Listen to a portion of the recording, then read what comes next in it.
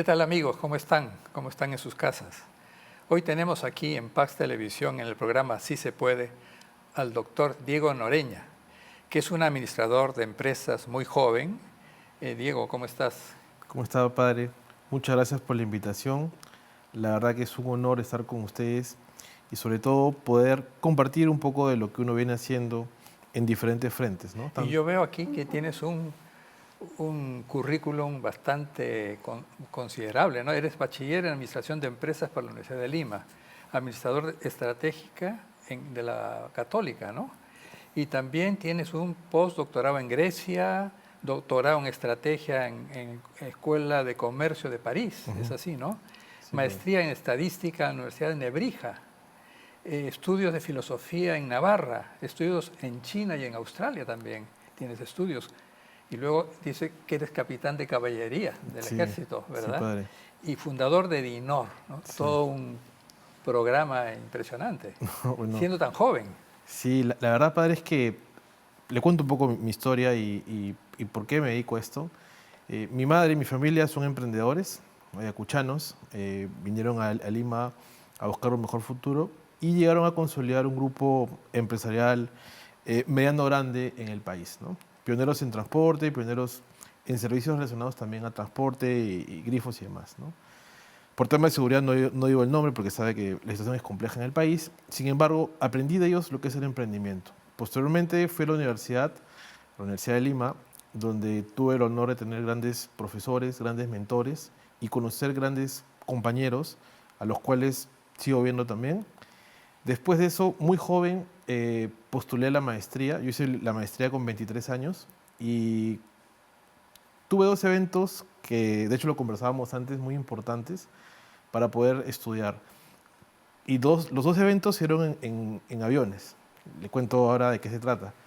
El primero de ellos es cuando una persona en un vuelo, también de Estados Unidos a Perú, me recomendó hacer el MBA en una escuela de negocios, ¿no?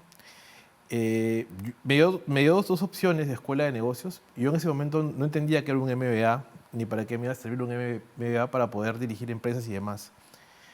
Hice el MBA y durante el MBA mis profesores me recomendaron hacer un doctorado, pero en ese momento yo veía el doctorado como algo muy lejano porque era quedarse 5 años más en el extranjero a estudiar y yo necesitaba también hacer más negocio y demás, ¿no? Pero nunca descarté la idea porque mis profesores me decían que las preguntas que yo sometía en el aula o que yo daba o compartía con mis compañeros eran muy profundas y que con la maestría no me iba a bastar para poder responderlas.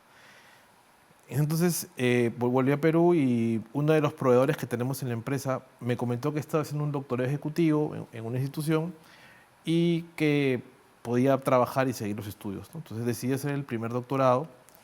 Paralelamente, el primer doctorado hice mi segundo doctorado y en ambos me gradué con honores, pero todavía no había respondido las curiosidades que tenía. Entonces, Claro, porque tú me comentabas antes, fuera sí, de cámaras, que Dios entró sí, en tu vida de una manera impresionante, ¿no? sí, Eso es lo que nuestros amigos televidentes quieren saber, cómo ajá, una persona con este currículum, con tantos estudios, cómo se mete Dios en tu... sí.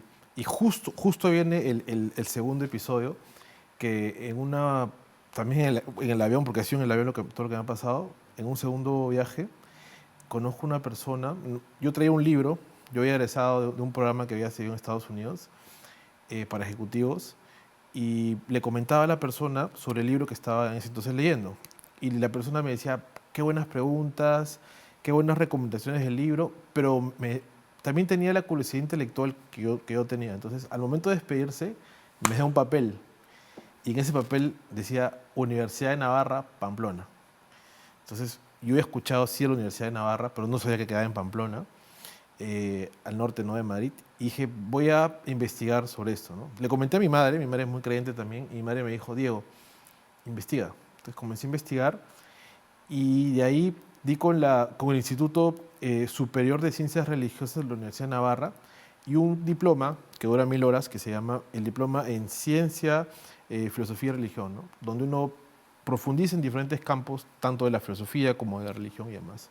Entonces ahí conocí a un profesor brillante, el profesor Juan Fernando Sellés, experto en filosofía, en antropología y demás, y comprendí que muchas de las respuestas que yo buscaba no solo estaban en el management, que lo he leído, lo he releído y conozco de la parte teórica, de la parte práctica del mismo, sino que van hacia el siguiente nivel del saber, ¿no? Que es este nivel de la antropología. Vamos a llamar la antropología directiva, citando mucho también al profesor Leonardo Polo y al profesor Juan Fernando Sies, ¿no? Tú has entrado pues, en un mundo empresarial, ¿no? Porque todos los títulos que tienen están relacionados con la administración de empresas. Sí. Cuando has entrado a este mundo empresarial, ¿cómo notas a los empresarios, ¿no? Con estas ideas que tú tienes ahora de la antropología, de la filosofía y de la religión sobre todo, ¿no? ¿Cómo Sí. notas en el mundo empresarial? Mire, esto siempre pasa cuando uno conversa con directivos, ¿no? Y con empresarios. Uno les pregunta, ¿qué es una empresa? Y el empresario se queda en una definición que no agota el significado de una empresa. Y pasa lo mismo cuando uno conversa con especialistas, le llaman recursos humanos, pero no son recursos humanos. Y yo les pregunto, ¿y qué es una persona? Le pregunto. Y no saben definirme qué es una persona. Entonces yo les digo, ustedes dirigen personas y no saben definir qué es una persona y no saben agotar la definición de una persona, realmente el nivel que están, en el cual están gerenciando es un nivel muy básico y muy técnico. Hoy en día el empresario, de hecho con la incorporación de la inteligencia artificial, yo estoy desarrollando un modelo donde uno puede visualizar un cuadrante de la filosofía. El primer cuadrante es la filosofía y el segundo cuadrante es el uso de la inteligencia artificial. Hay cosas muy técnicas donde la IA sí puede entrar a ayudar, pero la parte superior del modelo, la parte más profunda del modelo, tiene que ver con la filosofía y con sus derivadas, ¿no?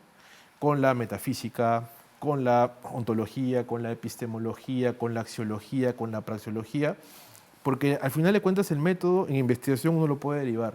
En una empresa uno puede derivar cosas operativas, pero lo que no puede derivar es la toma de decisión estratégica apoyada en la filosofía. Y la siguiente derivada es, ¿por qué un empresario debería estudiar filosofía?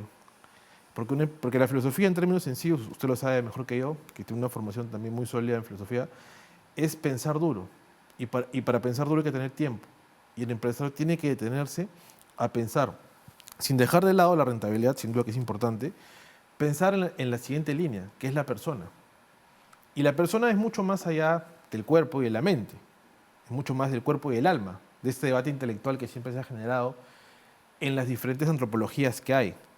Mi posición respecto a esto va alineado mucho también con la religión y por eso siempre le agradezco a usted y al Papa porque ustedes transmiten un mensaje de paz, de esperanza que hoy en día es necesario para el empresariado. ¿Y cómo te ha ido en los ambientes donde has estado? Porque los ambientes a veces son mucho de negocios, ¿no? De estar Sí. viendo las partes técnicas, ¿no? ¿Cómo entra pues, la religión, ¿no? a través del mundo empresarial? Sí, creo que hay que mostrar mucha humildad dentro del empresariado. El empresario tiene que aprender o tiene que volver a reaprender muchas cosas, sobre todo si uno dirige personas, darse cuenta que las personas tenemos dignidad, que somos más allá de las funciones, que las personas somos más allá de las casas, de los títulos y demás. Y creo yo que la religión nos da una paz, nos da una sabiduría del máximo nivel que sin ella un empresario, un director de empresas, un gerente no podría conseguirla si no se apoya en la palabra de Dios, si no se apoya en la lectura crítica de lo que hemos conversado, ¿no? Eso es fundamental, padre. Hacemos una pausa, amigos, no se vayan y continuamos con el programa.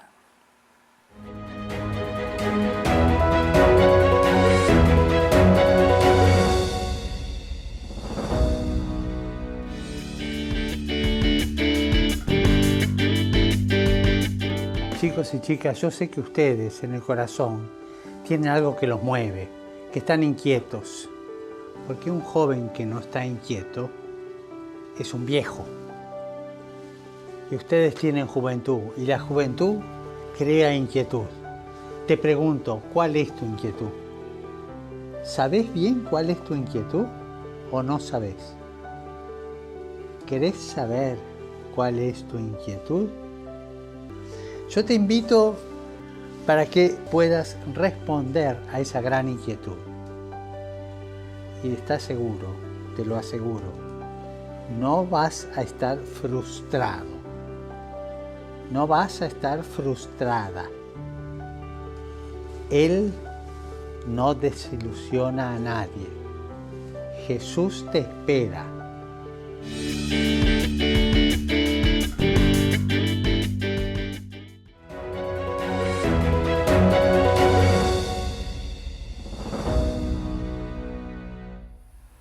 Sí, amigos, seguimos conversando con Diego Noreña, este administrador joven que ha venido aquí en los estudios de Pax TV para conversar sobre las experiencias que ha tenido en las distintas universidades y a través del mundo, porque viajas mucho, Diego, ¿no? Tú has Sí. viajado por distintos países. Sí, he tenido la oportunidad de poder conocer muchas universidades y muchas realidades y poder combinar lo mejor de ellas, ¿no? Lo mejor de lo que he visto en Estados Unidos, lo que he visto en Europa, lo que he visto en el Asia, lo que he visto en el Perú, no solamente en Lima, porque mi abuelo era profesor de colegios unidocente en Cangallo, entonces conozco también la realidad de diferentes partes del Perú y además como oficial de reserva trato siempre de apoyar en investigación al ejército del Perú, ¿no? Entonces el ejército está siempre unido a la historia y llega al punto más lejano del país, ¿no? ¿Das clases en el ejército? Sí, apoyo en dar clases de investigación. Me llaman a poder dar charlas, por ejemplo, de investigación, de metodología de investigación, cómo hacer una tesis de calidad.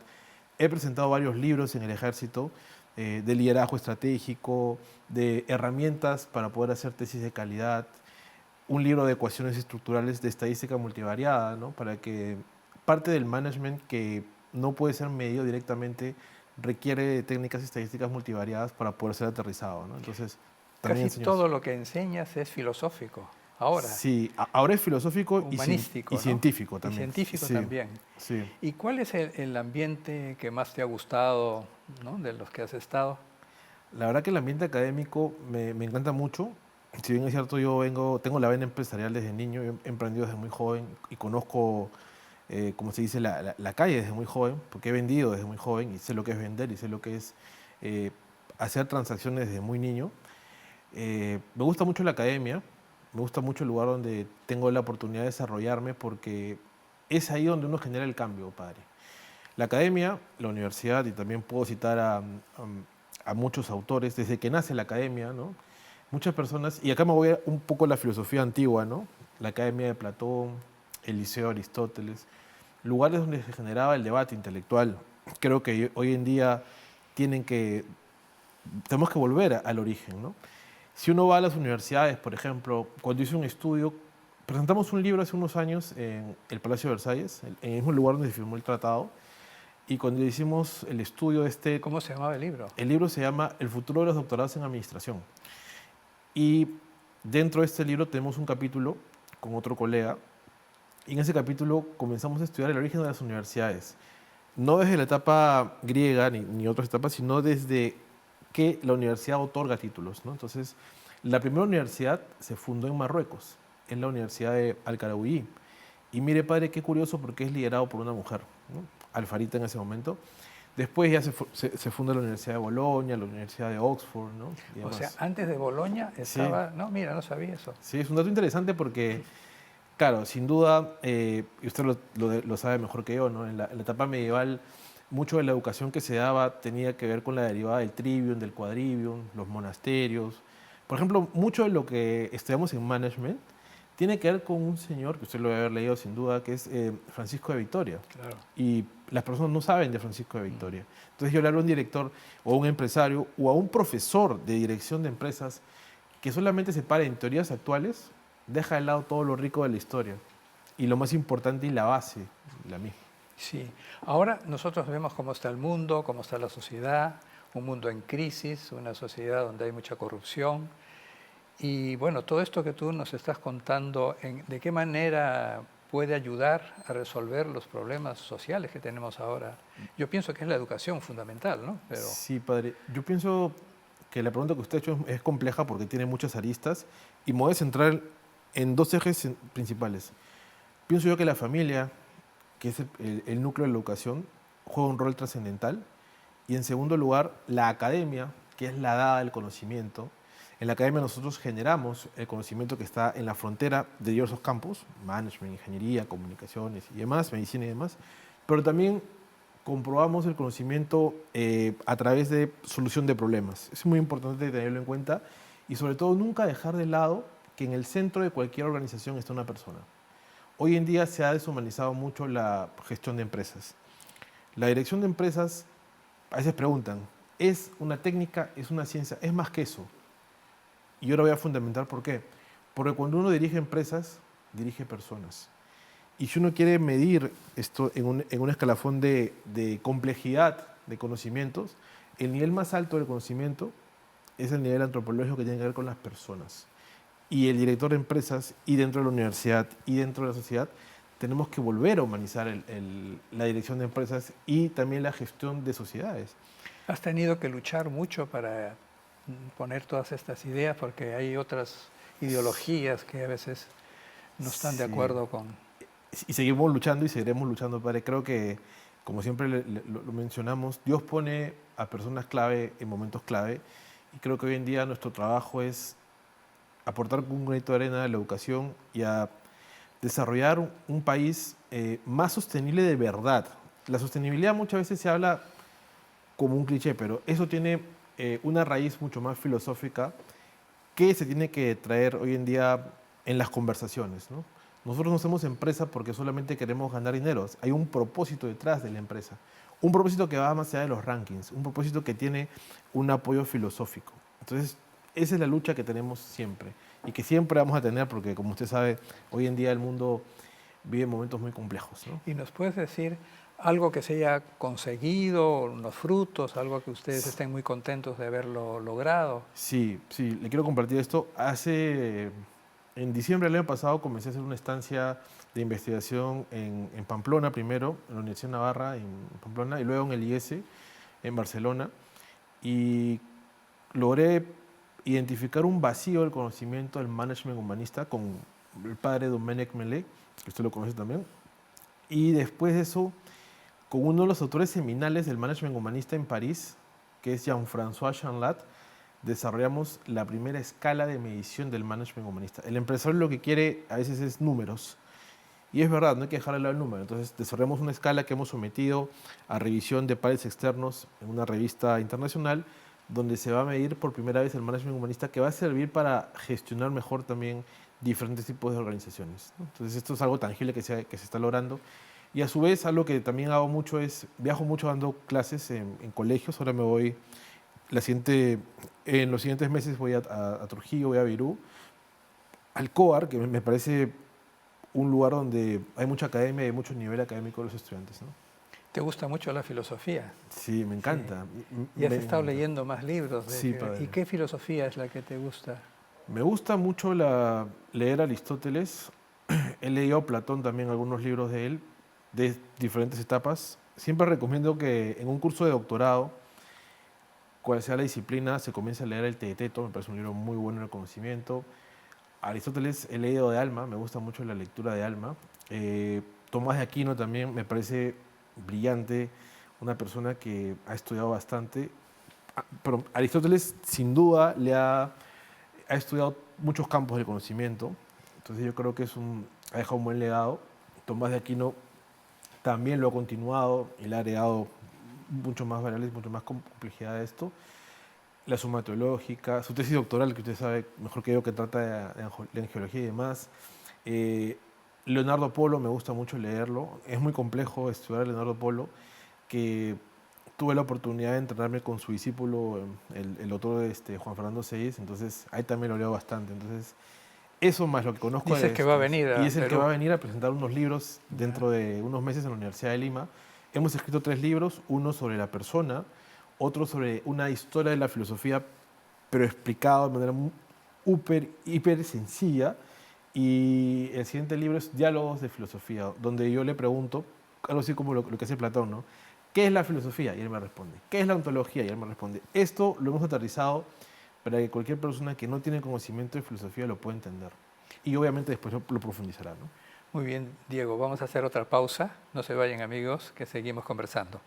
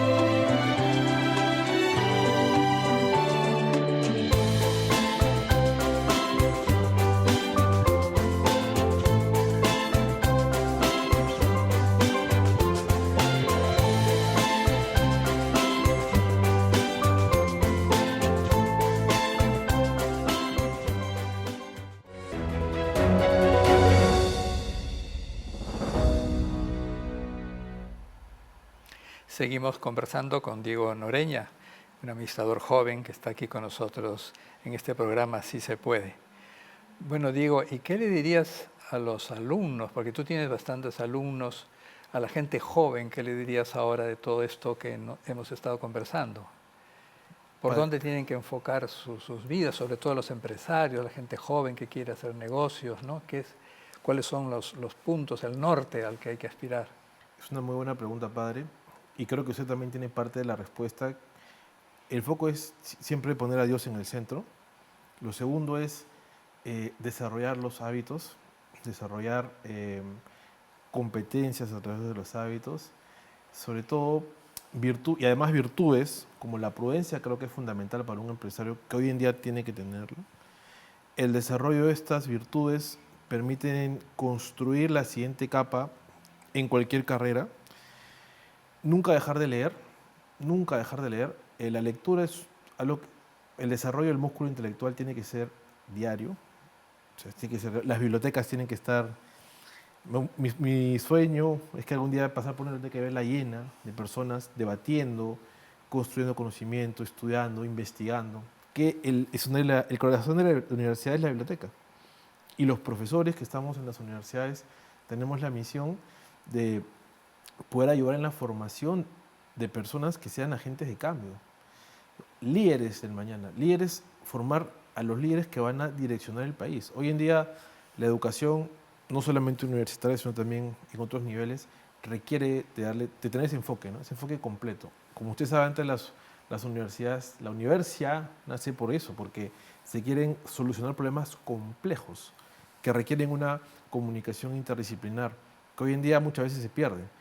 Por eso cuando usted me dice, ¿por qué estudias un MBA, un doctorado en filosofía? Es porque los problemas que uno tiene que resolver son más complejos que el management o que la dirección de empresas pueden resolver sin apoyo a eso. Entonces yo le digo a mis estudiantes, el management sin filosofía se cae. El management requiere pensar duro. Hay que comprender una realidad, hay que comprender cómo se construye el conocimiento, cómo se hace el negocio, para qué sirve el negocio y sobre todo estar en constante entrenamiento del músculo intelectual. Esa es la mejor manera con la cual uno va a poder trascender. La trascendencia, que creo que todos estamos acá porque queremos dejar un granito de arena, tiene que venir por un pensamiento fuerte, un pensamiento que los jóvenes hoy en día tienen que darse cuenta que esto va más allá de las redes sociales. Esto va porque tienen que detenerse a pensar, tienen que detenerse a leer. Quieren emprender y ven videos en diferentes plataformas de diferentes medios, pero no saben que detrás de eso hay la formación de un hábito, hay la formación de una virtud y demás. Entonces, considero necesario que hoy en día volver al origen, seguir leyendo, seguir generando academia, debates. Yo le agradezco mucho por la invitación porque espacios como este son los que requerimos. Espacios serios, de diálogo intelectual, donde uno pueda mostrar algo de lo que hace y podamos profundizar en diversos campos del conocimiento. Que eso es lo que se necesita, padre. Muchas gracias, Diego. Muchas gracias por tu experiencia y también por los consejos que les has dado a los jóvenes. Efectivamente, pues los jóvenes necesitan leer, ¿no? Hoy se lee muy poco. Y yo he dado clases también, o doy clases en la universidad y a veces en los colegios, y la gente no quiere leer. Les das una hoja y les parece demasiado. Y hay que fomentar el hábito de la lectura. Y uno de los problemas que tienen los jóvenes son los teléfonos celulares, que están todo el tiempo mirando los teléfonos o ven allí pues, lo que está escrito en las redes, ¿no? Y videitos. Y ahora con la inteligencia artificial también, si no se utiliza de una manera virtuosa, vamos a tener problemas también con el desarrollo de las mentes de las personas, ¿no? O sea, el conocimiento es fundamental, ¿no? Y el conocimiento se tiene con la verdad, ¿no? Y nosotros los sacerdotes tenemos ese deber de predicar la palabra de Dios, que es predicar la verdad. Jesucristo ha dicho, yo soy el camino, la verdad y la vida, ¿no? Y el conocimiento que se tiene a través de la revelación va junto con los conocimientos científicos, los que se tiene a través de la razón, ¿no? La razón y la fe tienen que ir paralelas, tienen que ir juntas en las personas. Y es muy, muy importante cultivar la mente, ¿no? El ser humano tiene que cultivar su fe La fe es una virtud que Dios da, y también cultivar su razón con el ejercicio, el esfuerzo, ¿no?, de razonar, de pensar, de leer, ¿no? La lectura pues da muchísima capacidad, la lectura buena, la lectura profunda, no cualquier cosa, ¿no?